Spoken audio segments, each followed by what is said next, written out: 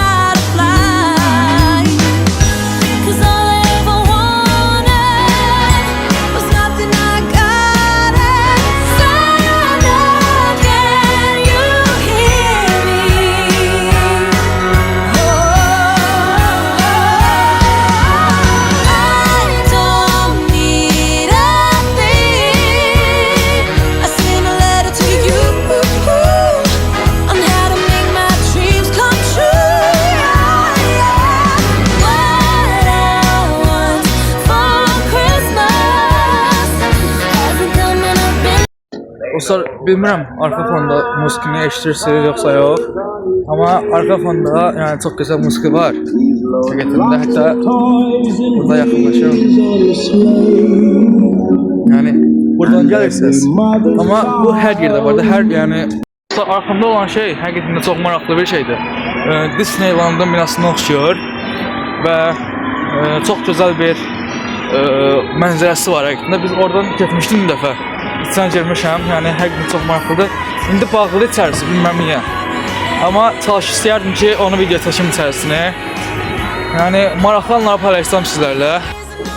Bəli dostlar, yəni Özbəkistan həqiqətən çox maraqlı yerdir. Yəni Magic City falan həqiqətən çox möhtəşəmdir. Və arxamda gördüyünüz kimi qatar gedir. Yəni çox maraqlı yerdir düzün desəm. Özbəkistan heç belə təsəvvür edə bilmirdim. Və həqiqətən də bu gün Özbəkistanda görürəm ki, yəni həqiqətən çox müasir yerdir. Üstəlik bura şəhərin mərkəzi sayılır. Yəni şəhərin kənarları da belədir düzün desəm. Yəni bir sözüm çox maraqlı və müasir yerdir. Çox bəyəndim Özbəkistanı. Bəli dostlar, hal-hazırda biz yoldan görürsünüz də yəni. Çox gözəl var.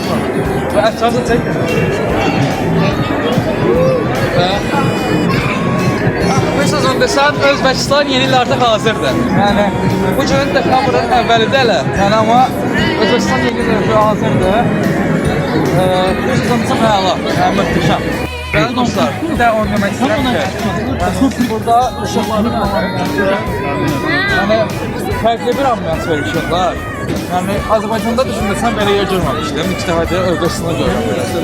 Yəni, Azərbaycanda da belə bir yer varsa, komentarda bildirməli sevmərdim. Çünki mən Azərbaycanda 17 il yaşamışam və belə yer görməmişəm. Və Özbəkistanda hal-hazırda çox möhtəşəm yerdir həqiqətən də. Yəni, bu arada özbəklərin dili də bizə çox oxşardır. Yəni, özbəklər, yəni, necə deyim, maraqlı ölkədir, insanları falan filan. Yəni,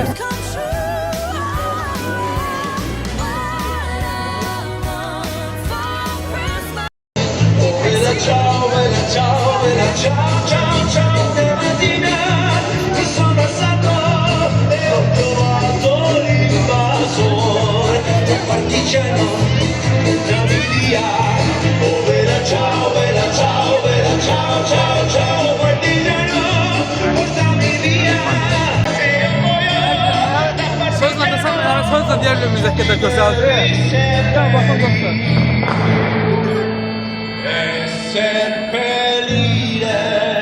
Yəni, həqiqətən çox möhtəşəm dostlar.